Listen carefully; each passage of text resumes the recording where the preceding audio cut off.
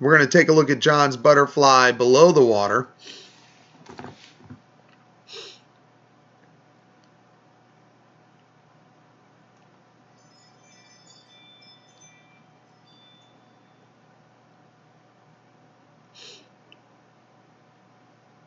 Driving the hands down a little bit too much.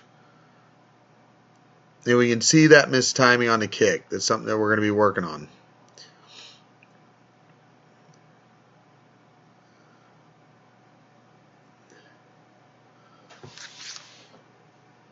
All right, let's bring it back and slow it down. So the kick timing is something we're always working on, and it's something we're going to keep working on, because as much as he's getting his breathing down, the kick is a big part of that. He has a habit that he still wants to kick twice up front and then pull and don't kick. He needs to start getting that second kick in the back of the stroke. And we do a lot of drills focusing on this. Primarily the one-arm butterfly drill with fins. We do that one all the time, and that's a really good one for this issue. So he's kicking as his hands enter, then he's kicking again, and then he's pulling. Well, he needs to kick once as his hands come in, and then once as he finishes his pull, not before he starts his pull. So back there, right where he gets to the back end of his pull, is where we need to have that second kick. So we're going to rewind a little bit so we can see that scene. Right here is where we want to see that second kick. He needs to be driving it. His feet should be up, his knees bent, his kick should be loaded, and this is where he should be driving. But right now, nothing. In fact, he's just lifting his legs, which is actually putting on the brakes more. So we got to get out of this one pull, two kick butterfly where it's one pull and then nothing, and then kick at the front of the recovery. We got to get kick at front, kick and back. And that's one of the biggest changes we need to make in this butterfly to help correct some of the other issues.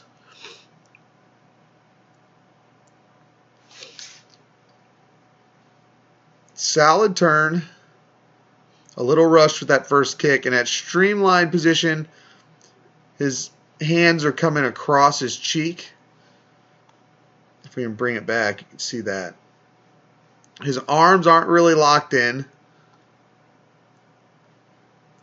We need to get that hand on top of our hand. Got to go hand over hand, lock with the thumb. And those arms should be along the back of his head. His bicep should be squeezing the back of his head here and not running along his cheek. Right now his upper arm is, you can see it's down underneath him. So streamlined position, got to keep working on that, get everything lined up correctly, and got to get those streamlines locked in.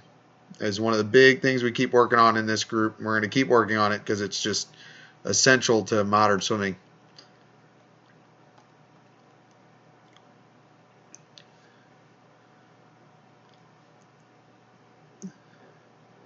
Now see how his hands are diving down and then back up? That's from that mistiming of the kick. And it's one of those things where it's both the cause and a symptom.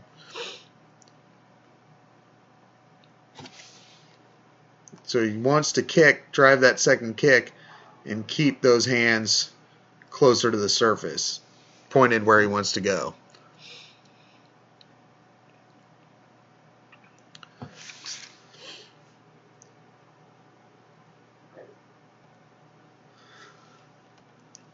So above water, seeing a lot of good things. He's trying to sweep the arms. He's holding his arms better through the water.